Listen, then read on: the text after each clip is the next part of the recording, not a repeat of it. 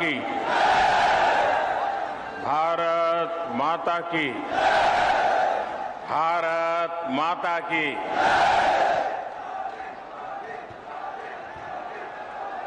बुंदेलखंड की जहां वेद व्यास की जन्मस्थली और हमारी बाईसा महारानी लक्ष्मीबाई जी की जहां धरती पे हमें बैर बैर बीरा अबे को अवसर मिलो, हमें बहुत ही प्रसन्नता। नमस्कार। उत्तर प्रदेश के लोकप्रिय मुख्यमंत्री योगी आदित्यनाथ जी, यूपी के उप मुख्यमंत्री श्री केशव प्रसाद मौर्य जी, उप मुख्यमंत्री श्री ब्रजेश पाठक जी,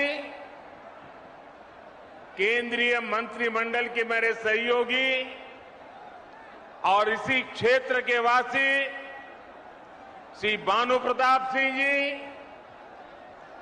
यूपी सरकार के मंत्रीगण, सांसदगण, विधायकगण, अन्य जनप्रतिनिधि और बुंदेलखंड के मेरे प्यारे बहनों और भाइयों, यूपी के लोगों को बुंदेलखंड के सभी बहनों भाइयों को आधुनिक बुंदेलखंड एक्सप्रेसवे, इसके लिए बहुत बहुत बधाई, बहुत बहुत शुभकामनाएं। ये एक्सप्रेसवे बुंदेलखंड की गौरवशाली परंपरा को समर्पित है। जिस धरती ने अनगिनत शूरवीर पैदा किए,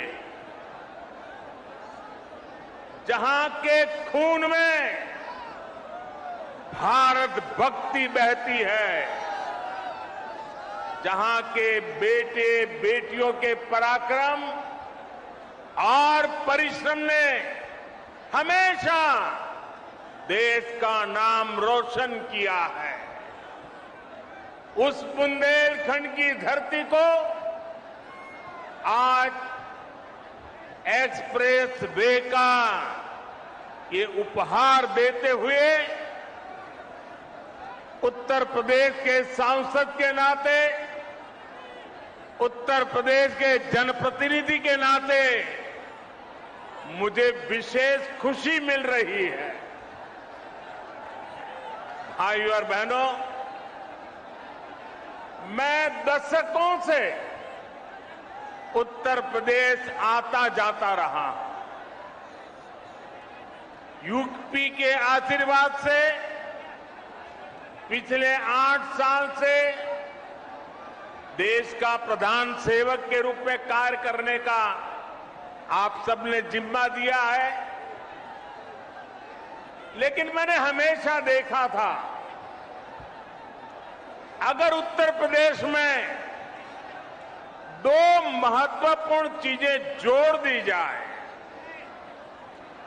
उसकी कमी को अगर पूरा कर दिया जाए, तो उत्तर प्रदेश चुनौतियों को चुनौती देने की बहुत बड़ी ताकत के साथ खड़ा हो जाएगा।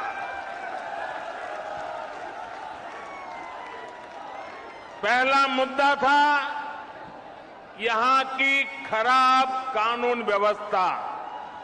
जब मैं पहले की बात कर रहा हूं, क्या हाल था आप जानते हैं।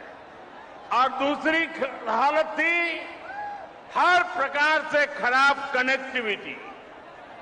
आज उत्तर प्रदेश के लोगों ने मिलकर योगी आदित्यनाथ जी के नेतृत्व में उत्तर प्रदेश की पूरी तस्वीर बदल दी है।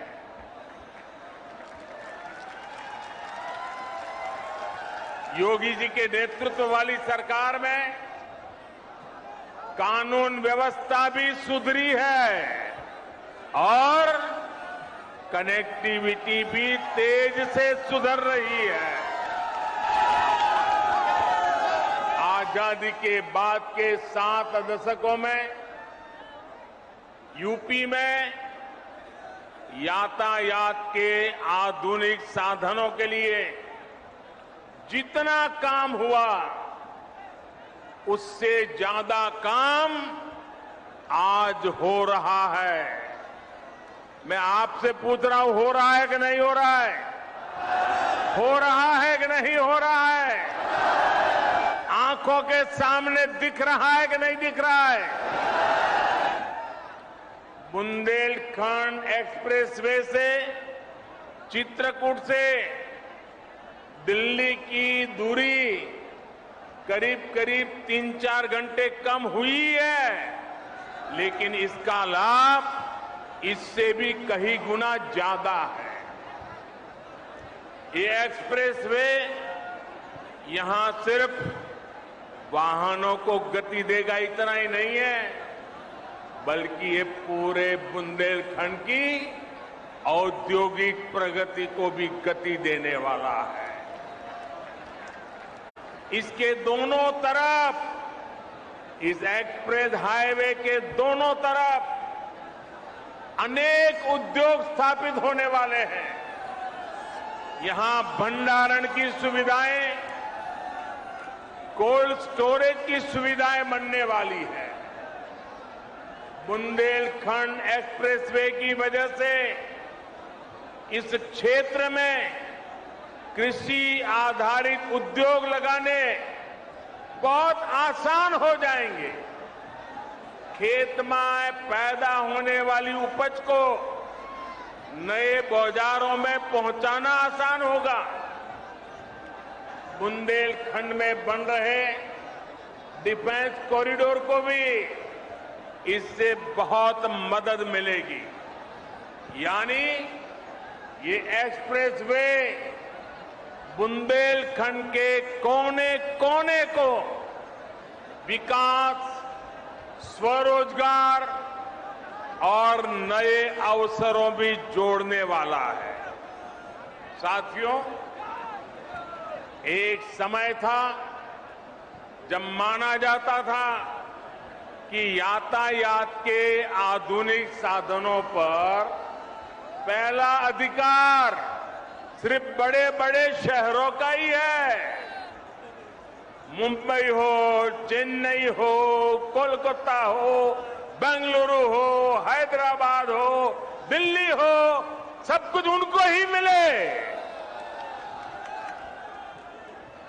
लेकिन अब सरकार की बदली है, मिजाज भी बदला है और ये मोदी है, ये योगी है। अब उस पुरानी सोच को छोड़कर, उसे पीछे रखकर हम एक नए तरीके से आगे बढ़ रहे हैं। साल 2017 के बाद से उत्तर प्रदेश में कनेक्टिविटी के जो काम शुरू हुए, उनमें बड़े शहरों के साथ ही छोटे शहरों को भी उतनी ही प्राथमिकता दी गई है। ये बुंदेलखंड एक्सप्रेसवे चित्रकूट, बांदा, हमीरपुर, महोबा, जालौन, औरैया और इटावा से होकर गुजर रहा है। पूर्वांचल एक्सप्रेसवे लखनऊ के साथ ही बाराबंकी, अमेठी, सुल्तानपुर, अयोध्या, अंबेडकर नगर, आजमगढ़, मऊ और गाजीपुर से गुजर रहा है। गोरखपुर लिंक एक्सप्रेस अंबेडकर नगर, संत कबीर नगर और आजमगढ़ को जोड़ता है। गंगा एक्सप्रेसवे मेरठ, हापुड़, बुलंदशहर, अमरोहा, संभल, बदायूं, शाहजहांपुर, हरदोई, उन्नाव, रायबरेली, प्रतापगढ़ और प्रयागराज को जोड़ने का काम करेगा।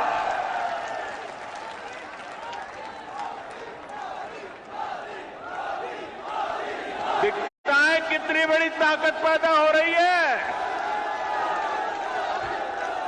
उत्तर प्रदेश का हर कोना नए सपनों को लेकर के, नए संकल्पों को लेकर के अब तेज गति से दौड़ने के लिए तैयार हो चुका है। और यही तो सबका साथ है, सबका विकास है। न कोई पीछे छूटे, सब मिलकर आगे बढ़े। इसी दिशा में डबल इंजन की सरकार लगातार काम कर रही है। यूपी के छोटे छोटे जिले हवाई सेवा से जुड़े, इसके लिए भी तेजी से काम किया जा रहा है। बीते कुछ समय में प्रयागराज, गाजियाबाद में नए एयरपोर्ट टर्मिनल बनाए गए। कुशीनगर में नए एयरपोर्ट के साथ ही नोएडा के जेवर में एक और इंटरनेशनल एयरपोर्ट पर काम चल रहा है। भविष्य में यूपी के कई और शहरों को वहां भी हवाई रूट से जोड़ने की कोशिश हो रही है। ऐसी सुविधाओं से पर्यटन उद्योग को भी बहुत बल मिलता है। और मैं जब आज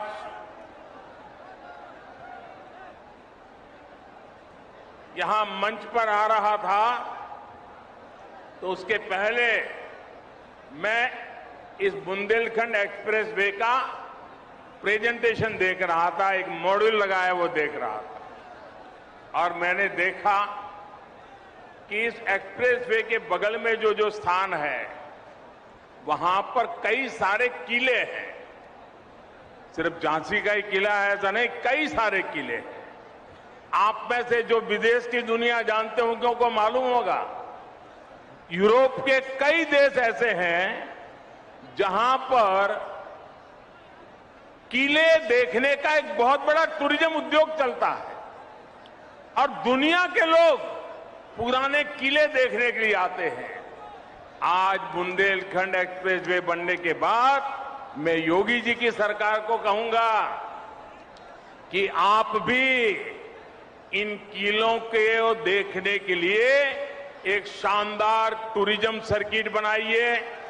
दुनिया भर के टूरिस्ट यहां आए और मेरे बुंदेलखंड की ताकत को देखे। इतना ही नहीं, मैं आज योगी जी से आग्रह एक और करूंगा। आप उत्तर प्रदेश के नौजवानों के लिए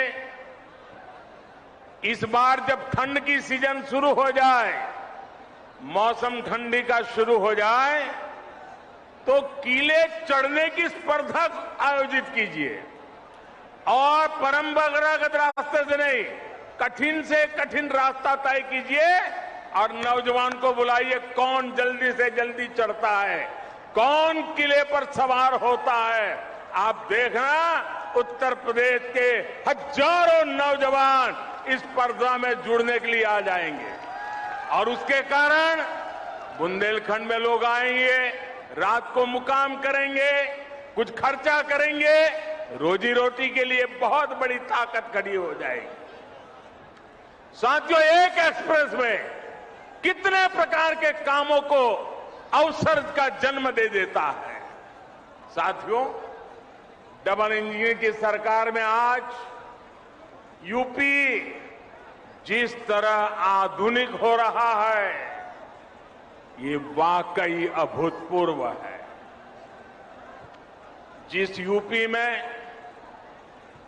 जरा याद रखना दोस्तों, मैं जो कह रहा हूं याद रखोगे? याद रखोगे?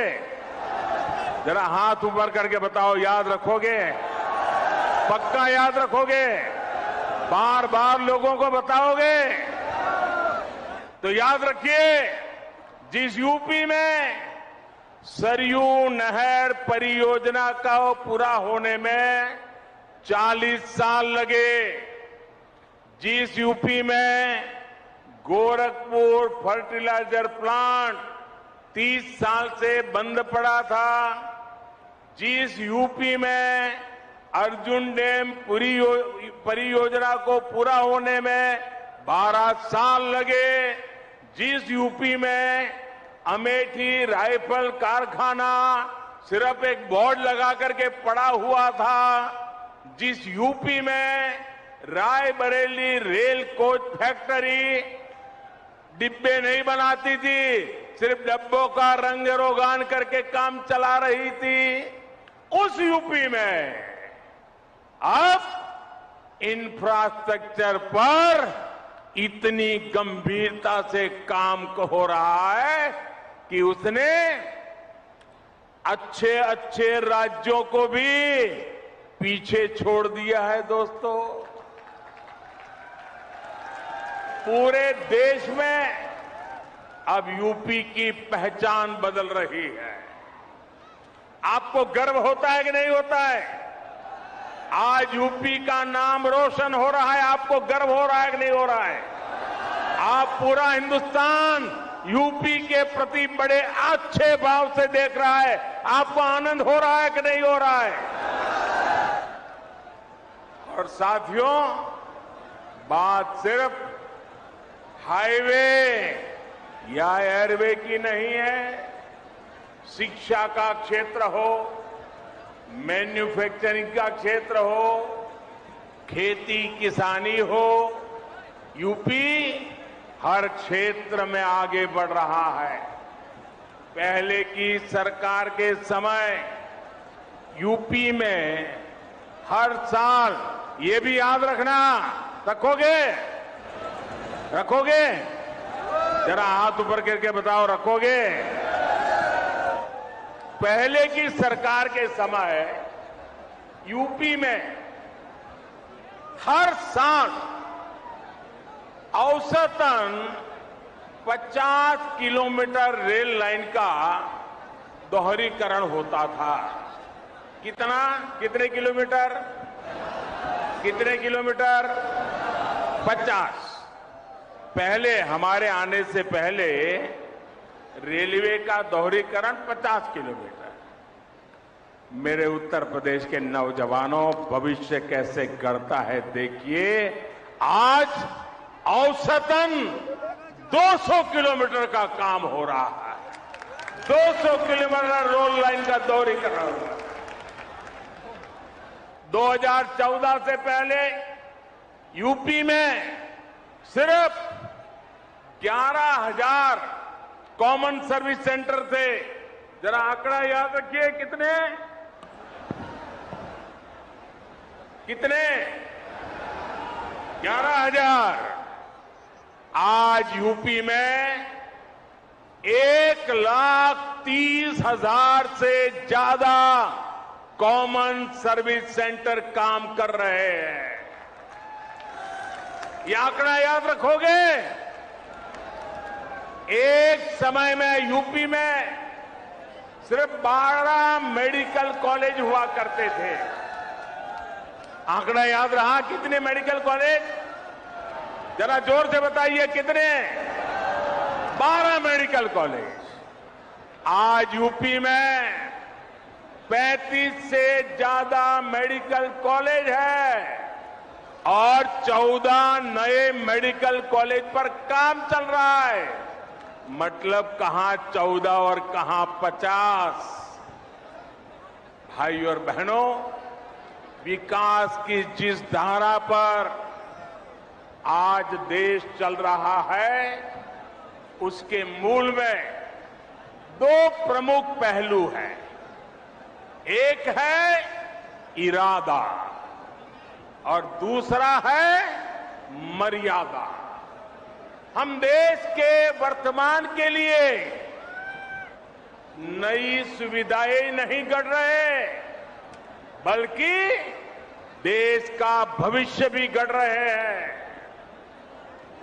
पीएम गति शक्ति नेशनल मास्टर प्लान के जरिए हम 21वीं सदी के इंफ्रास्ट्रक्चर के निर्माण में जुटे हैं और साथियों, विकास के लिए हमारा सेवा भाव ऐसा है कि हम समय की मर्यादा को टूटने नहीं देते। हम समय की मर्यादा का पालन कैसे करते हैं, इसके अनगिनत उदाहरण हमारे इसी उत्तर प्रदेश में है। काशी में विश्वनाथ धाम के सुंदरीकरण का काम हमारी सरकार ने शुरू किया और हमारी ही सरकार ने इसे पूरा करके दिखाया। गोरखपुर एम्स का शिलान्यास भी हमारी सरकार ने किया और उसका लोकार्पण भी इसी सरकार में हुआ।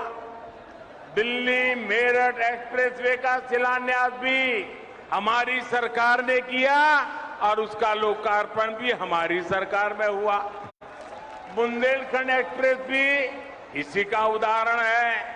इसका काम अगले साल फरवरी में पूरा होना था, लेकिन ये 7-8 महीने पहले ही सेवा के लिए तैयार है मेरे दोस्तों। और कोरोना की परिस्थितियों के बावजूद कितनी कठिनाइयां हैं, हर परिवार जानता है। इन कठिनाइयों के बीच भी हमने इस काम को समय से पहले पूरा किया है। ऐसे ही काम से हर देशवासी को एहसास होता है कि जिस भावना से उसने अपना वोट दिया, उसका सही मायने में सम्मान हो रहा है, सदुपयोग हो रहा है। मैं इसके लिए योगी जी और उनकी टीम को बधाई देता हूं। साथियों, जब मैं कोई रोड का उद्घाटन करता हूं, कोई अस्पताल का उद्घाटन करता हूं, कोई कारखाने का उद्घाटन करता हूं, तो मेरे दिल में एक ही भाव होता है कि मैं जिन मतदाताओं ने ये सरकार बनाई है उनको सम्मान देता हूं और देश के सभी मतदाताओं को सुविधा देता हूं। साथियों, आज पूरी दुनिया भारत को बहुत आशा से देख रही है। हम अपनी आजादी के 75 वर्ष का पर्व मना रहा है। अगले 25 वर्षों में भारत जिस ऊंचाई पर होगा उसका रोड मैप बना रहे हैं। और आज जब मैं बुंदेलखंड की धरती पे आया हूं, झांसी की रानी लक्ष्मीबाई के इलाके में आया हूं, यहां से, इस वीर भूमि से मैं हिंदुस्तान के 6 लाख से भी ज्यादा गांव के लोगों को करबद्ध प्रार्थना करता हूं कि आज जो हम आजादी का पर्व मना रहे हैं, इसके लिए सैकड़ों वर्षों तक हमारे पूर्वजों ने लड़ाई लड़ी है, बलिदान दिए हैं, यातनाएं झेली है। जब 75 वर्ष है, हमारा दायित्व बनता है अभी से योजना बनाए। आने वाला 1 महीना 15 अगस्त तक हर गांव में अनेक कार्यक्रम हो, गांव मिलकर के याद कार्यक्रम करे, आजादी का अमृत महोत्सव बनाने की योजना बनाए, वीरों को याद करे, बलिदानियों को याद करे, स्वातंत्र सेनानियों को याद करे। हर गांव में नया संकल्प लेने का एक वातावरण बने, ये मैं सब देशवासियों को आज इस वीरों की भूमि से प्रार्थना करता हूं। साथियों, आज भारत में ऐसा कोई भी काम नहीं होना चाहिए जिसका आधार वर्तमान की आकांक्षा और भारत के बेहतर भविष्य से जुड़ा हुआ न हो।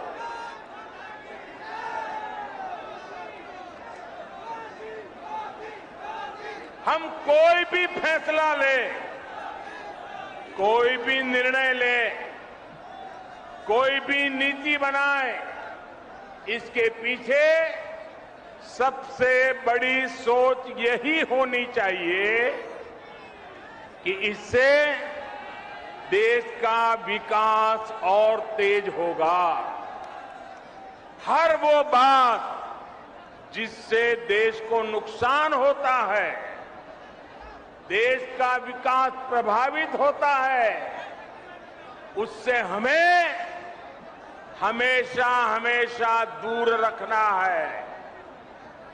आजादी के 75 वर्षों बाद भारत को विकास का ये सबसे बेहतरीन मौका मिला है। हमें इस मौके को गंवाना नहीं है।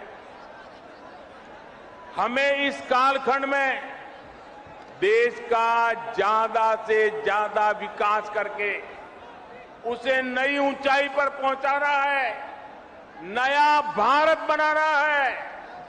साथियों, नए भारत के सामने एक ऐसी चुनौती भी है जिस पर अगर अभी ध्यान नहीं दिया गया तो भारत के युवाओं का, आज की पीढ़ी का बहुत नुकसान हो सकता है। आपका आज गुमराह हो जाएगा और आपकी आने वाली कल अंधेरे में सिमट जाएगी। दोस्तों, इसलिए अभी से जागना जरूरी है। आजकल हमारे देश में मुफ्त की रेवड़ी बांटकर वोट बटोरने का कल्चर लाने की भरसक कोशिश हो रही है। ये रेवड़ी कल्चर देश के विकास के लिए बहुत घातक है। इस रेवड़ी कल्चर से देश के लोगों को और खास करके मेरे युवाओं को बहुत सावधान रहने की जरूरत है। रेवड़ी कल्चर वाले कभी आपके लिए नए एक्सप्रेसवे नहीं बनाएंगे, नए एयरपोर्ट या डिफेंस कॉरिडोर नहीं बनवाएंगे। रेवड़ी कल्चर वालों को लगता है कि जनता जनार्दन को मुफ्त की रेवड़ी बांटकर उन्हें खरीद लेंगे। हमें मिलकर उनकी सोच को हराना है। रेवड़ी कल्चर को देश की राजनीति से हटाना है। साथियों, रेवड़ी कल्चर से अलग हम देश में रोड बनाकर, नए रेल रूट बनाकर लोगों की आकांक्षाओं को पूरा करने का काम कर रहे हैं। हम गरीबों के लिए करोड़ों पक्के घर बना रहे हैं। दशकों से अधूरी सिंचाई परियोजनाएं पूरी कर रहे हैं। छोटे बड़े अनेक डैम बना रहे हैं। नए नए बिजली के कारखाने लगवा रहे हैं ताकि गरीब का, किसान का जीवन आसान बने और मेरे देश के नौजवानों का आने वाला भविष्य अंधकार में डूब न जाए। साथियों, इस काम में मेहनत पड़ती है, दिन रात खटना पड़ता है, खुद को जनता की सेवा के लिए समर्पित करना होता है। मुझे खुशी है कि देश में जहां भी हमारी डबल इंजन की सरकार है, वो विकास के लिए इतनी मेहनत कर रही है। डबल इंजन की सरकार मुफ्त की रेवड़ी बांटने का शॉर्टकट नहीं अपना रही। डबल इंजन की सरकार मेहनत करके राज्य के भविष्य को बेहतर बनाने में जुटी है। और साथियों, आज मैं आपको एक और बात भी कहूंगा। देश का संतुलित विकास छोटे शहरों और गांवों में भी आधुनिक सुविधाओं का पहुंचना, ये काम भी एक प्रकार से सच्चे अर्थ में सामाजिक न्याय का काम है। जिस पूर्वी भारत के लोगों को, जिस बुंदेलखंड के लोगों को दशकों तक सुविधाओं से वंचित रखा गया, आज जब वहां आधुनिक इंफ्रास्ट्रक्चर बन रहा है तो ये सामाजिक न्याय भी हो रहा है। यूपी के जिन जिलों को पिछड़ा मानकर उन्हें अपने हाल पर छोड़ दिया गया था, वहां जब विकास हो रहा है तो ये भी एक तरह का सामाजिक न्याय है। गांव-गांव को सड़कों से जोड़ने के लिए तेजी से काम करना, घर-घर तक रसोई गैस का कनेक्शन पहुंचाना, गरीब को पक्के घर की सुविधा देना, घर-घर में शौचालय बनाना, ये सारे काम भी सामाजिक न्याय को ही मजबूत करने वाले कदम है। बुंदेलखंड के लोगों को भी हमारी सरकार के सामाजिक न्याय भरे कार्यों से बहुत लाभ हो रहा है। भाइयों और बहनों, बुंदेलखंड की एक और चुनौती को कम करने के लिए हमारी सरकार निरंतर काम कर रही है। हर घर तक पाइप से पानी पहुंचाने के लिए हम जल जीवन मिशन पर काम कर रहे हैं। इस मिशन के तहत बुंदेलखंड के लाखों परिवारों को पानी का कनेक्शन दिया जा चुका है। इसका बहुत बड़ा लाभ हमारी माताओं, हमारी बहनों को हुआ है। उनके जीवन में मुश्किलें कम हुई है। हम बुंदेलखंड में नदियों के पानी को ज्यादा से ज्यादा लोगों तक पहुंचाने के लिए लगातार प्रयास कर रहे हैं।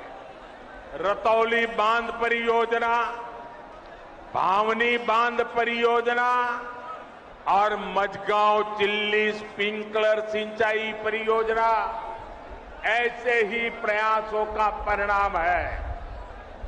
केन बेतवा लिंक प्रोजेक्ट के लिए हजारों करोड़ रुपए स्वीकृत किए जा चुके हैं। इससे बुंदेलखंड के बहुत बड़े हिस्से का जीवन बदलने वाला है। साथियों, मेरा बुंदेलखंड के साथियों से एक और आग्रह भी है। आजादी के 75 वर्ष के अवसर पर देश के अमृत सरोवरों के निर्माण का संकल्प लिया है। बुंदेलखंड के हर जिले में भी 75 अमृत सरोवर बनाए जाएंगे। ये जल सुरक्षा के लिए, आने वाली पीढ़ियों के लिए बहुत बड़ा काम हो रहा है। मैं आज आप सभी से कहूंगा, इस नेक काम में मदद के लिए ज्यादा से ज्यादा संख्या में आगे आए। अमृत सरोवर के लिए गांव-गांव कार सेवा का अभियान चलना चाहिए।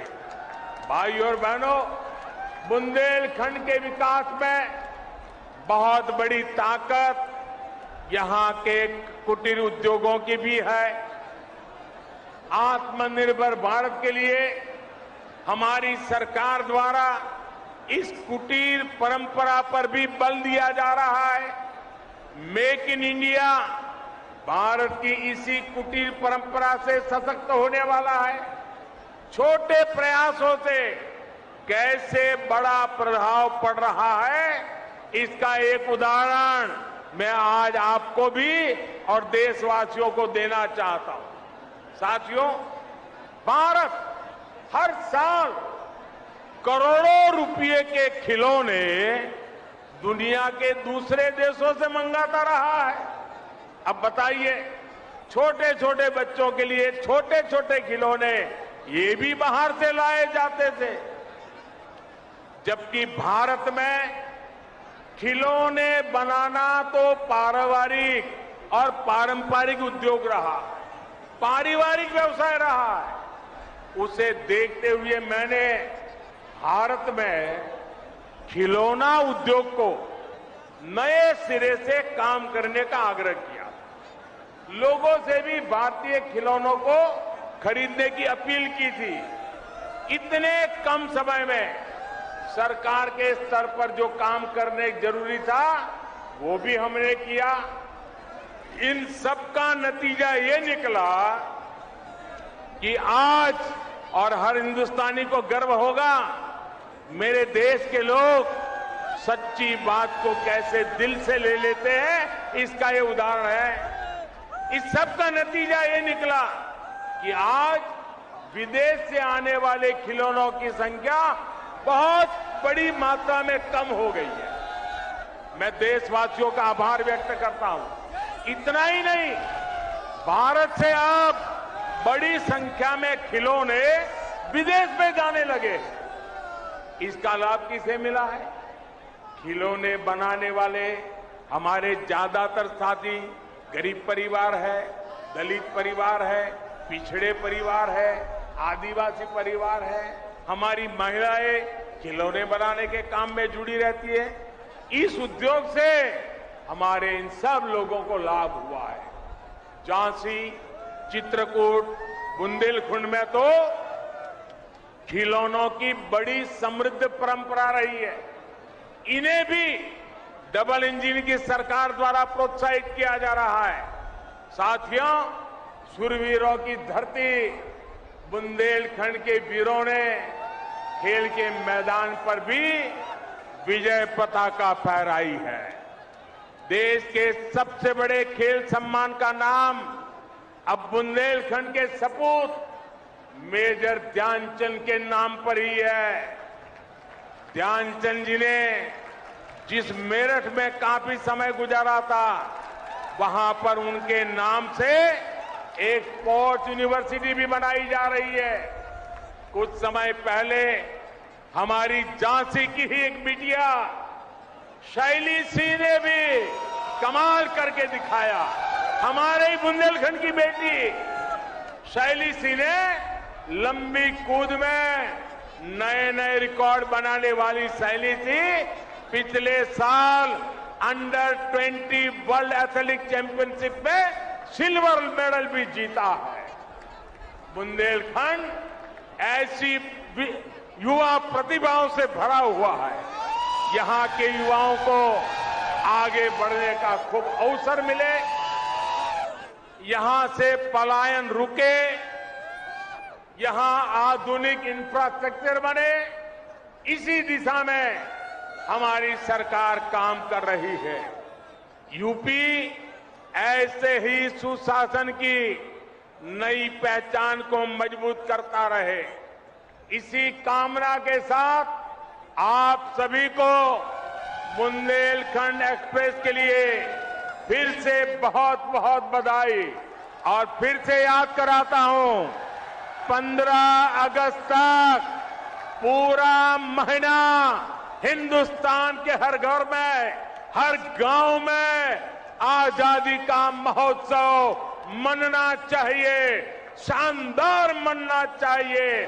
आप सबको बहुत शुभकामनाएं, बहुत बहुत धन्यवाद।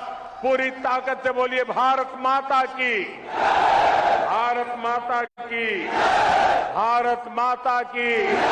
बहुत बहुत धन्यवाद।